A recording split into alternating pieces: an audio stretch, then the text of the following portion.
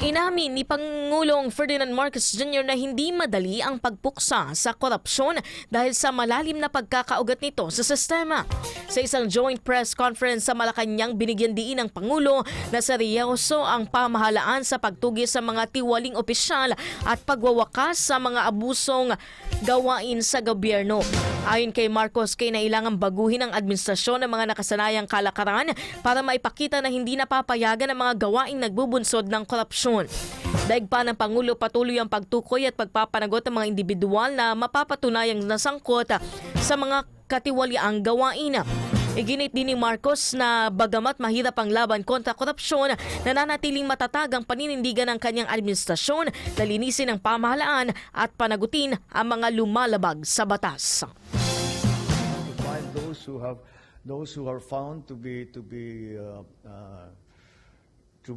part of this system of corruption, that they will be punished and that they will provide restitution to the Filipino people.